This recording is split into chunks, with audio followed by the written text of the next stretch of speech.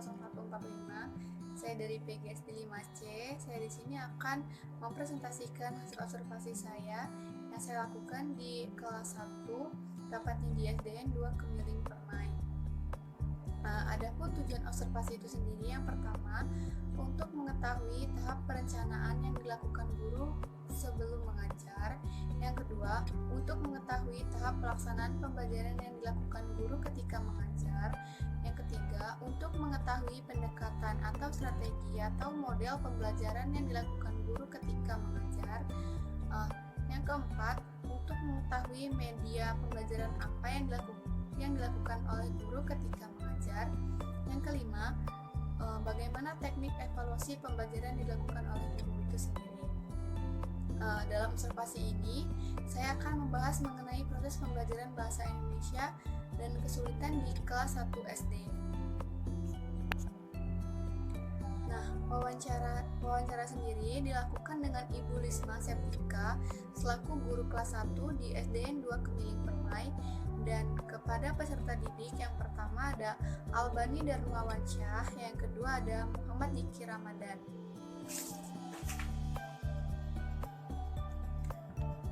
Yang pertama, hasil penelitian.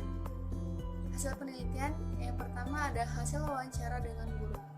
Observasi yang dilakukan di kelas 1 di SDN Negeri 2 Kemiling Permai dengan Ibu Lisma Septika mengenai pelajaran bahasa Indonesia. Sebelum melakukan kegiatan pembelajaran, guru melaksanakan tahap perencanaan sesuai dengan yang ada di RPP dengan menyiapkan bahan ajar dan metode yang akan digunakan dalam proses pembelajaran. Bahan ajar atau media yang digunakan dalam pembelajarannya itu sendiri yaitu buku cetak dan mengakses internet seperti YouTube. Guru menggunakan metode ceramah dan metode tanya jawab. Dalam tahap pelaksanaan atau proses pembelajaran dibagi menjadi 3 bagian, yaitu kegiatan awal, kegiatan inti, dan kegiatan penutup. Kegiatan awal. Pada kegiatan awal ini, guru mengucapkan salam pertanda bahwa pembelajaran akan segera dimulai. Guru juga mengingatkan kepada siswa untuk melaksanakan sholat duha terlebih dahulu. Guru juga mengajak siswa berdoa bersama-sama di kediaman masing-masing agar kegiatan pembelajaran berjalan dengan lancar. Kemudian, guru melakukan absensi dengan cara mengabsen murid yang sudah mengumpulkan tugas di akhir pembelajaran. Dan guru juga menanyakan kabar peserta didik. Setelah itu, guru menginformasikan materi yang akan dipelajari serta mempersilahkan siswa untuk menyiapkan alat tulisnya.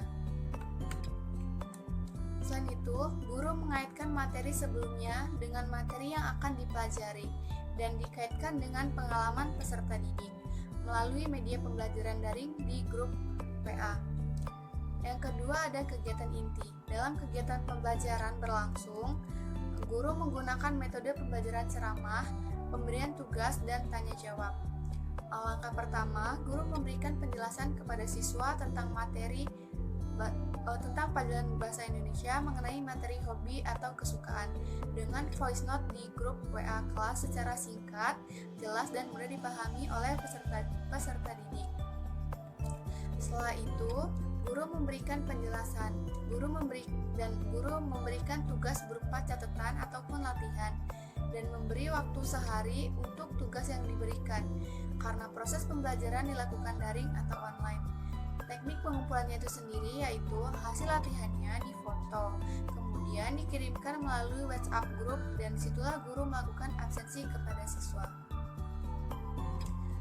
Selanjutnya ada kegiatan akhir atau penutup. Pada kegiatan penutup, guru memberikan tugas kepada siswa untuk dikerjakan dan diberi batas waktu sehari untuk 1 mata pelajaran. Pada tahap evaluasi, biasanya guru mengoreksi hasil pekerjaan peserta didik, dilihat di mana letak kesalahannya.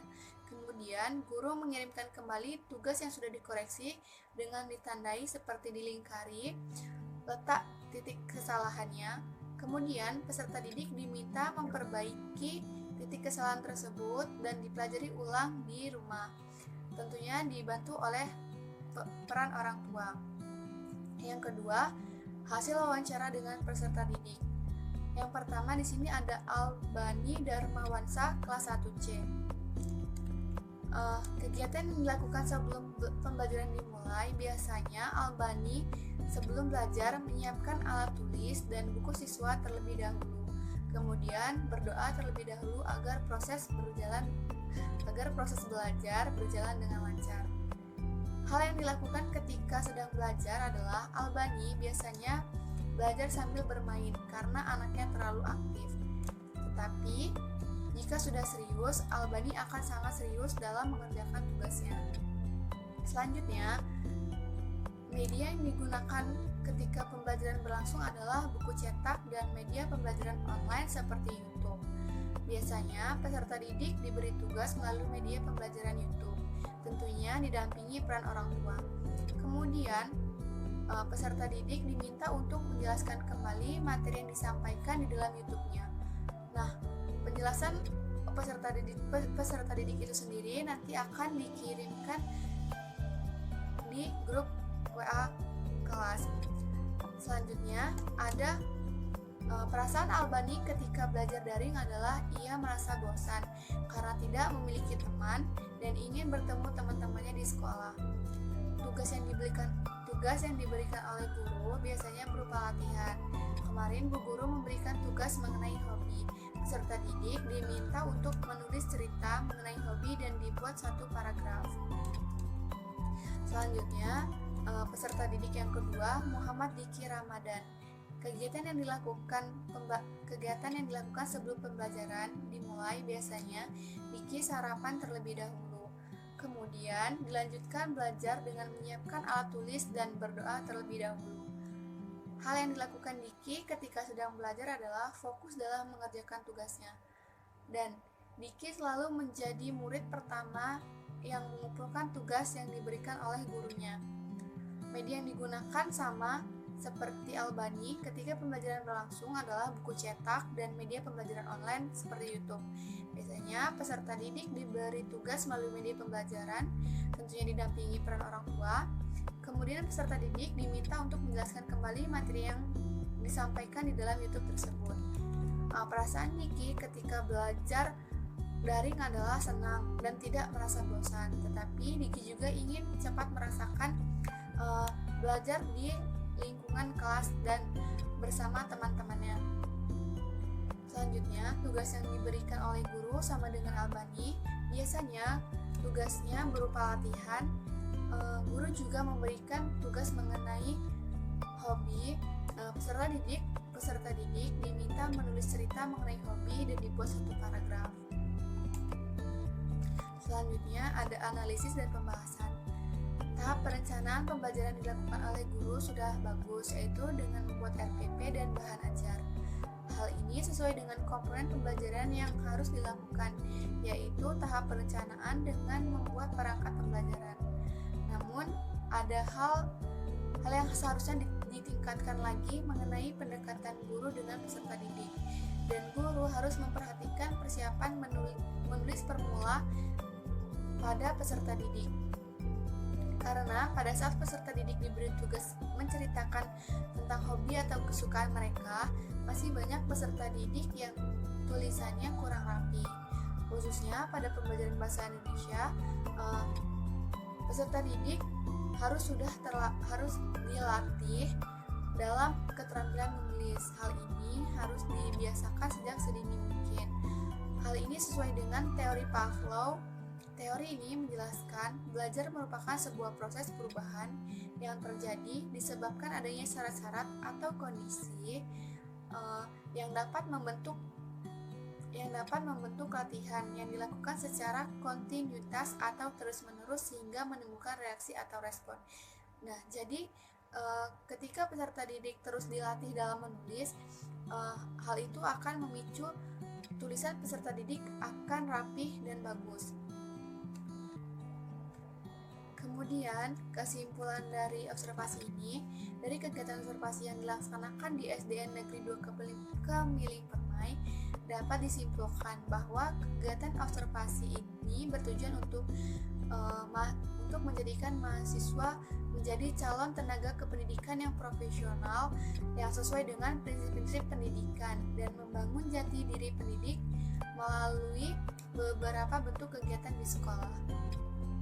Dan agar mahasiswa untuk siap terjun ke lapangan sekolahan dan menjadi guru yang profesional serta memperoleh pengetahuan dan pengalaman.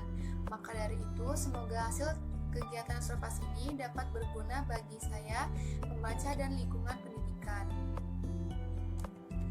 Selanjutnya, saran dari hasil kegiatan observasi ini, saya ingin memberikan sedikit saran demi kemajuan SDN Negeri 2 Kemiling Permai, yaitu peran guru harus lebih dekat lagi dengan peserta didiknya, karena guru maupun calon guru harus mampu menguasai 4 kompetensi, yaitu pedagogi, sosial, profesional, dan kepribadian, sehingga sebagai guru maupun calon guru yang baik tidak hanya mampu mengajar dengan baik, akan tetapi yang lebih penting adalah mampu mendidik untuk membentuk generasi yang bermartabat, berakhlak mulia, bermoral, dan berkepribadian yang baik untuk memajukan bangsa kita tercinta. Pendekatan guru dengan peserta didik ini sangat penting karena dengan pendekatan ini guru bisa mengetahui di mana letak kesulitan belajar peserta didik itu sendiri.